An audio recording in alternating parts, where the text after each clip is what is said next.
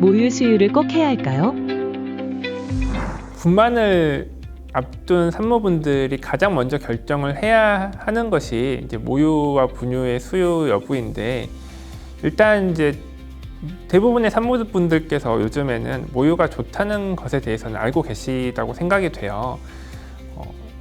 그리고 대부분의 소아과 의사들 역시도 모유 수유를 하도록 권장을 하고 있습니다.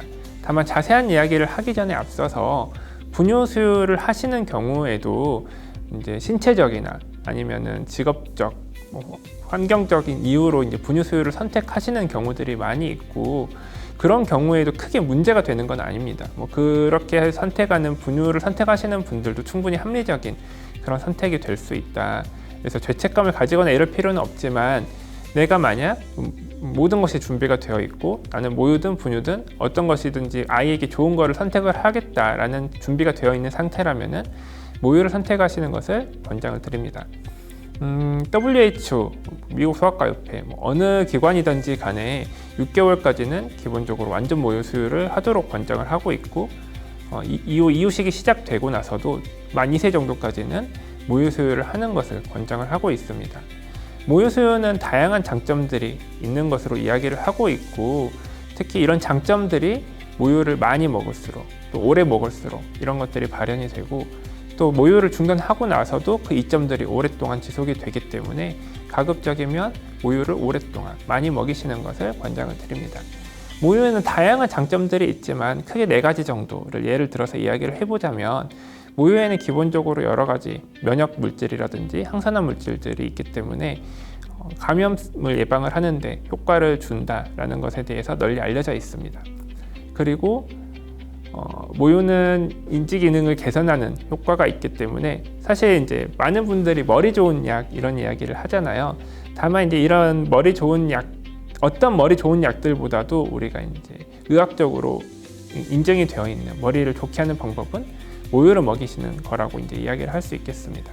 또 모유는 기본적으로 유청 단백질의 비율이 높고 여러 가지 장내 유익균을 형성하는 데 도움을 주기 때문에 소화하는 데, 또 배변의 양상을 개선시키는 데 도움을 준다라고 이야기를 하고 있고, 또 비만율을 낮춰주는 효과가 알려져 있기 때문에 이로 인해서 발생할 수 있는 여러 가지 만성 질환들을 예방하라는 이런 효과가 있다, 이렇게 이야기를 할 수 있겠습니다. 모유 수유는 어떻게 해야 할까요? 모유 수유를 성공적으로 하기 위해서는 가장 중요한 거는 분만 후에 되도록 빠르게 모유 수유를 개시를 하는 겁니다. 그래서 몸에 여건이 되신다면 분만하고 나서 바로 모유 수유를 시도를 하시는 것이 중요합니다. 특히 이제 초유라고 우리가 많이 알고 있는, 보통 생후 일주일에서 열흘 정도 사이에 나오는 그런 모유의 성분은 이후에 나오는 모유의 성분과 조금 다른 그런 것들로 알려져 있고, 이 시기 초유에는 여러 가지 면역 물질이라든지 성장 인자들, 그리고 소화하기 편한 그런 단백질의 성분이 높은 것으로 이야기를 하고 있기 때문에 초유를 적극적으로 먹이는 것이 아이의 여러 가지 장점을 가져다 줄 수 있다, 이렇게 이야기를 하고 있습니다. 병원에 입원해 계시는 동안, 또 조리원에 계시는 경우에도 이제 가사에 대한 부담이라든지 여러 가지 아이에 대해서만 몰입할 수 있는, 어떻게 보면 좋은 환경이 될 수도 있는 거기 때문에 몸의 회복도 굉장히 중요하지만, 모유 수유를 계획하시는 분이라면은 모유 수유의 성공적인 진행을 위해서 노력을 해보시는 것도 좋을 것 같습니다. 모유 수유는 기본적으로는 아기가 배고파할 때마다 먹이는 것이 기본 원칙이 되겠습니다. 우리가 배고파하는 신호에 대해서 조금 알 필요가 있는데요. 아이들이 처음에 배가 고프기 시작할 때는 이제 입을 계속 오물거린다거나 뭔가를 빤다거나 주변을 둘러본다거나 이런 증상을 보이게 되고, 그 이후에 좀 더 배가 고파지게 되면은 안고 있는 사람의 가슴을 부빈다든지 엄마의 가슴을 찾는 행동을 보인다든지 안절부절 못하는 그런 양상을 관찰을 할 수 있습니다. 이후에 여기서 더 진행이 되게 되면 이제 배고파서 울게 되는 그런 소견을 보이게 되죠. 기본적으로는 울기 전에 배고픔 증상이 보일 때 수유를 하도록 권장을 하고 있고, 또 너무 이제 울고 나서 너무 지친 이후에는 오히려 수유하기에 수유할 에너지가 모자라서 적절한 수유가 이루어지지 않을 수 있다, 이렇게 이야기를 하고 있습니다. 우리가 평균적으로는 수유 초기에는 하루에 두세 시간 간격으로 이제 수유를 하게 되기 때문에 하루에 8회에서 12회 정도 평균적으로 수유를 하시게 될 거고, 사실 직접 수유를 하시는 경우에는 수유의 양을 정확하게 알기는 어렵습니다. 그래서 체중이 적절하게 늘고 있는지, 그리고 이제 정확하게 알려면은 정확한 체중계가 있다면 수요 전과 수요 후에 이제 몸무게를 측정을 해서 나의 한 번의 수요량을 알 수는 있긴 하지만 체중 증가가 적절하게 이루어지고 있다라고 한다면은 굳이 그렇게까지 이제 양을 측정할 필요는 없습니다. 모유수유를 하실 때는 한쪽 유방에 있는 젖을 충분히 비운다라는 생각으로 이제 진행을 하시면 되겠고, 보통은 10에서 15분 정도 소요가 된다라고 이야기를 하고 있습니다.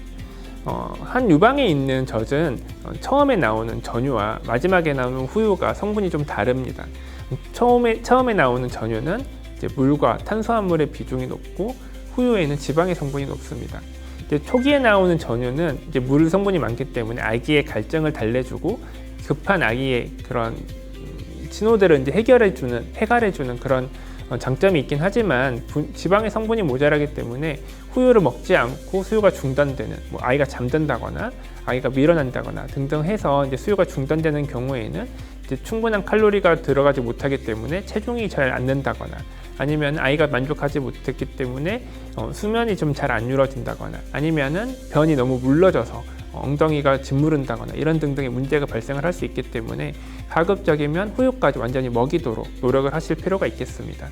그래서 아이가 이제 수유 중에 잠이 든다고 한다면은 중간에 트름을 시킨다거나 아니면 기저귀를 갈아준다거나 이런 식으로 각성을 하도록 유도를 해서 깨워가지고 수유를 해보시는 것이 좋겠고, 또 전유가 너무 많아서 아기가 먹다가 배가 불러서 거부를 하는 경우도 있는데요. 이런 경우에는 전유를 조금 짠 다음에 수유를 시작을 하셔서 후유까지 먹이도록 노력을 해보실 필요가 있겠습니다.